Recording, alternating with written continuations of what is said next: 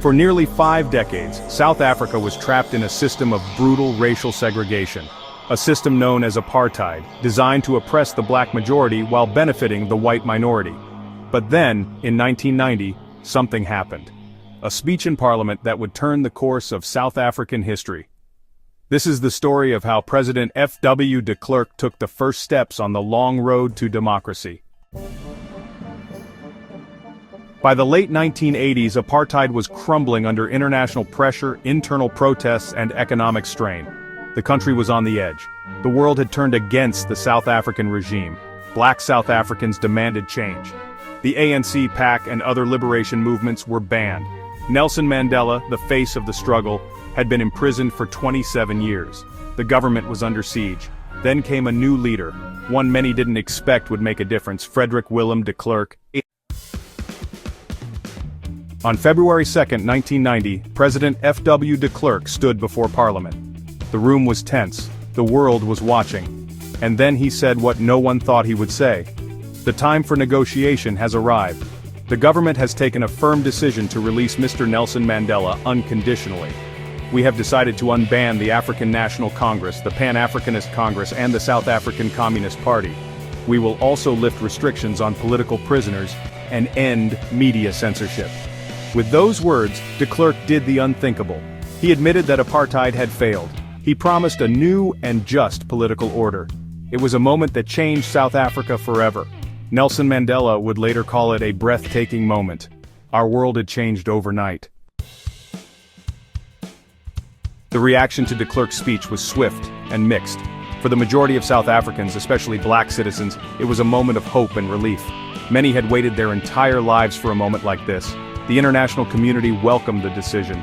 Political prisoners were being released. Newspapers could finally tell the truth. But not everyone was pleased.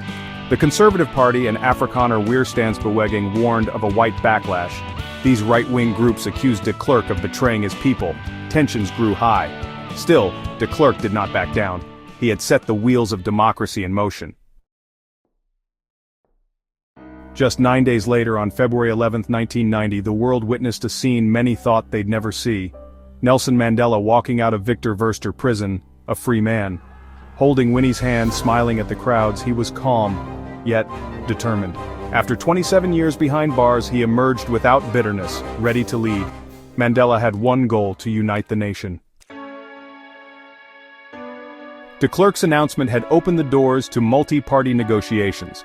Talks between the ANC and the apartheid government began. There were setbacks, violence, and political assassinations, but hope kept the dream alive.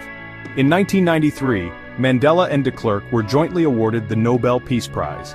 And in April 1994, millions of South Africans of all races stood in line for the first time to vote in a free and fair election. The result? Nelson Mandela became South Africa's first black president. The long walk to freedom was finally complete.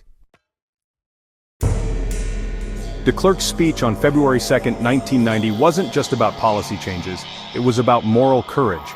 It took a leader within the system to say, enough is enough. He helped open the door. Mandela and the people of South Africa walked through it.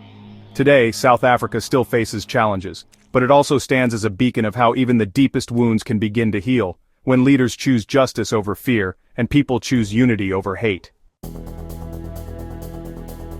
If you found this story powerful, give us a like and hit subscribe for more history that changed the world. Drop a comment below. What do you think took more courage?